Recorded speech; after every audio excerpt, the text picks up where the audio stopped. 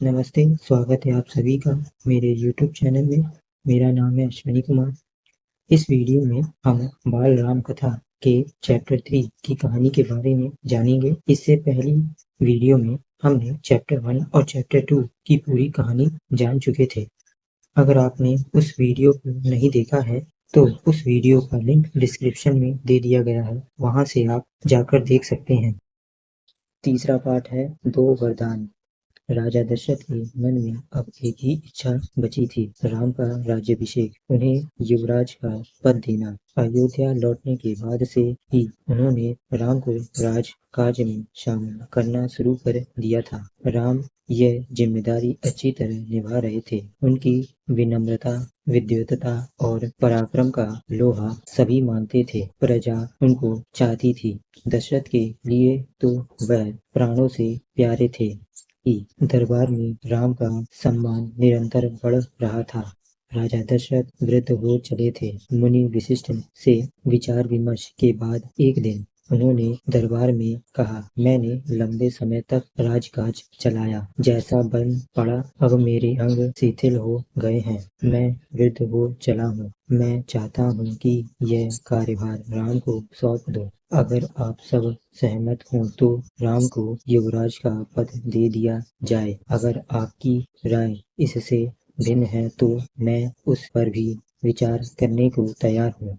सभा ने तुमुल ध्वनि से राजा दशरथ के प्रस्ताव का स्वागत किया। राम की जय जयकार होने लगी। दशरथ थोड़ी देर तक सुनते रहे। संतोष के साथ उन्होंने कहा, शुभ काम में देरी नहीं होनी चाहिए। मेरी इच्छा है कि राम का राज्याभिषेक कल सुबह कर दिया जाए।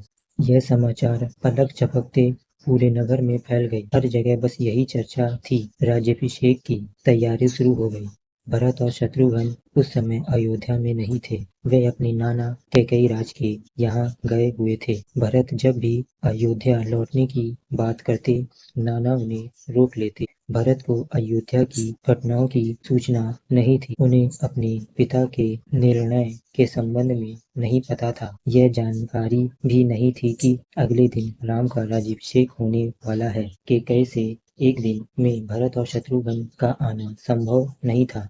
राजा दशरथ ने इस संबंध में राम से चर्चा की। कहा कि भरत यहाँ नहीं है, पर मैं चाहता हूँ कि राज्याभिषेक का कार्यक्रम न रोका जाए। उन्होंने राम से कहा, जनता में तुम्हें अपना राजा चुना है। तुम राजधर्म का पालन करना, कुल की मर्यादा की रक्षा अब तुम्हारे हाथ में है। राज्याभिषेक की तैयारियां रानी कैकेयी की दासी ने भी देखा।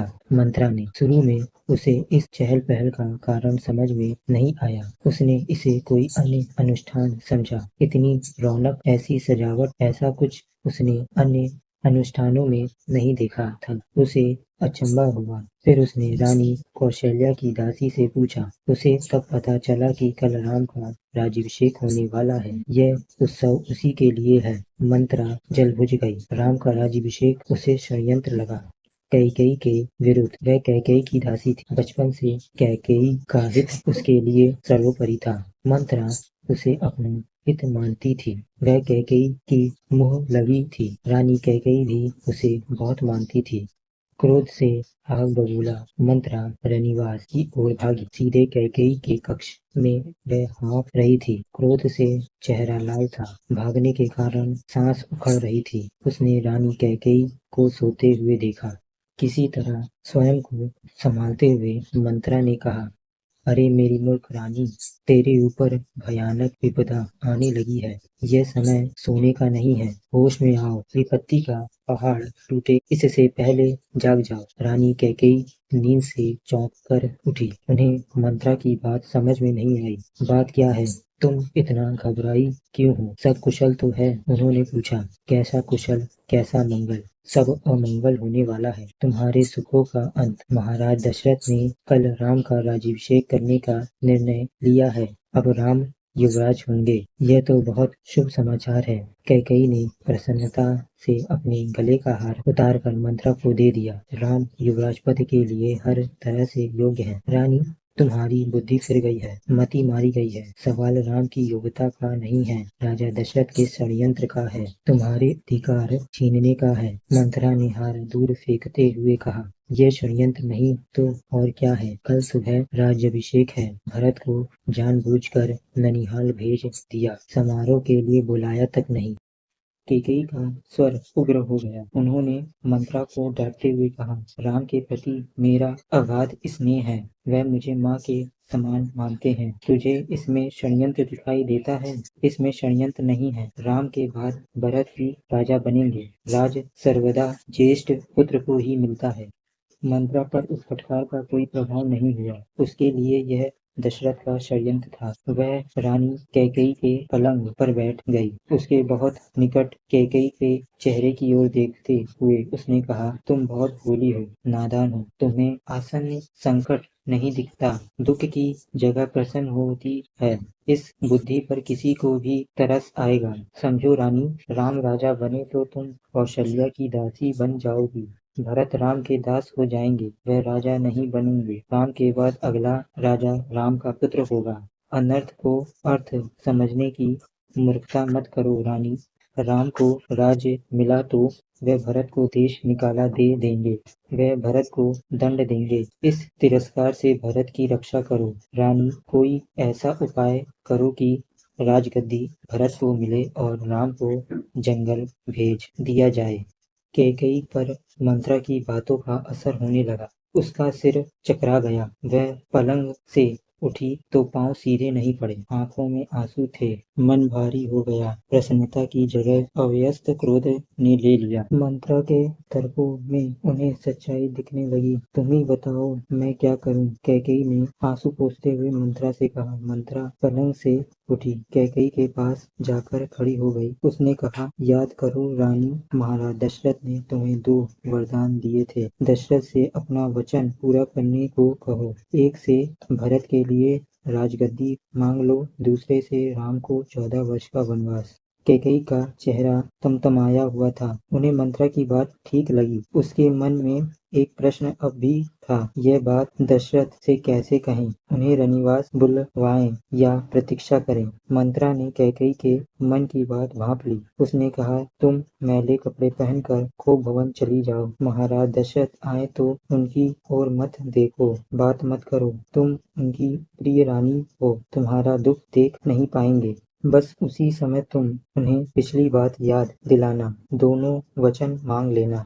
मैं ऐसा ही करूंगी। महाराज का षड्यंत्र सफल नहीं होने दूंगी। मंत्रा का लक्ष्य पूरा हो गया था। चलते चलते उसने रानी कैकेयी से कहा, राम के लिए 14 वर्ष से कम वनवास मत मांगना। भरत इतने समय में राजकाज संभाल लेंगे। जब तक राम लौटेंगे लोग उन्हें भूल चुके होंगे। अब जल्दी करो रानी, समय बहुत कम है। रानी कैकेयी खोप भवन चली गई। मंत्रा रनिवास से निकल गए। दिन भर की गहमा गहमी के बाद महाराज दशरथ को रानियों की याद आई। तुरंत रनिवास की ओर चल पड़े, उन्हें शुभ समाचार देने। सबसे पहले वह कैकेयी के कक्ष की ओर मुड़े। कैकेयी वहां नहीं थी। प्रतिहारी से पूछा, पता चला कि वह खोप भवन में है। दशरथ को चिंता हुई, कैकेयी खोप भवन में, परंतु क्यों? क्या इसलिए कि उन्हें अब तक सूचना नहीं मिली? मैं उसे अवश्य मना लूंगा, दशरथ ने सोचा। दशरथ को भवन का दृश्य देखकर हैरान हो गए। उन्हें कुछ समझ में नहीं आया। कैकेयी जमीन पर लेटी हुई थी, बाल बिखरे हुए, गहने कक्ष में बिखरे हुए, कपड़े मैले। तुम्हें क्या दुख है? क्या हुआ है तुम्हें? मुझे बताओ। अस्वस्थ हो?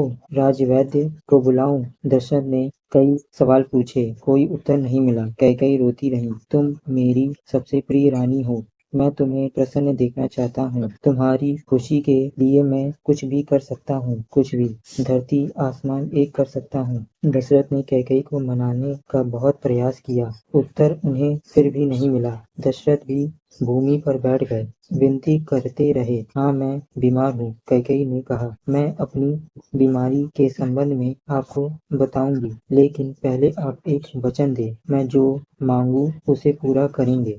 राजा ने तत्काल हामी भर दी। कहा, मैं राम की सौगंध खाकर कहता हूँ, तुम्हारी हर इच्छा पूरी करूंगा। महाराज दशरथ ने राम की सौगंध ली तो कैकई उठकर बैठ गई। आप मुझे वे दोनों वरदान दीजिए जिसका संकल्प आपने वर्षों पहले रणभूमि में लिया था। महाराज दशरथ ने हामी भरी। कल सुबह राज्याभिषेक भरत का हो, राम का नहीं, कैकई ने कहा। दशरथ भौचक रह गए। उन पर वज्रपात सा हुआ। थोड़ा रुक कर कैकई बोली, राम को 14 वर्ष का वनवास हो। दशरथ का चेहरा सफेद पड़ गया, अवाक रह गया, सिर चकराने लगा। वे मूर्छित होकर गिर पड़े। कुछ देर में राजा को होश आया। कैकई की ओर देखा, बड़े कातर भाव से बोली, ये तुम क्या कर रही हो? मुझे विश्वास नहीं होता कि मैंने सही सुना है। कैकई अड़ी रही। दशरथ कैकई की मांग को अस्वीकार करते रहे, अनर्थ बताते रहे। तब कैकई ने अंतिम हथियार चलाया। अपने वचन से पीछे हटना रघुकुल का अनादर है। आप चाहें तो ऐसा कर सकते हैं, पर तब आप दुनिया को मुंह दिखाने योग्य नहीं रहेंगे। रही मेरी बात, आप वरदान नहीं देंगे तो मैं विष पीकर आत्महत्या कर लूंगी। ये कलंक आपके माथे होगा। राजा दशरथ ये सुन नहीं सके, दोबारा बेहोश हो गए। रात भर बेसुध पड़े रहे। बीच बीच में होश आता। वे कैकेयी को समझाते, गिड़गिड़ाते, धमकाते, डराते, पर कैकेयी टस से मस नहीं हुई। सारी रात इसी तरह बीत गई। तो आपको यह वीडियो कैसी लगी कमेंट बॉक्स में जरूर बताइएगा। मिलते हैं अगली वीडियो चैप्टर 4 राम का वन गमन।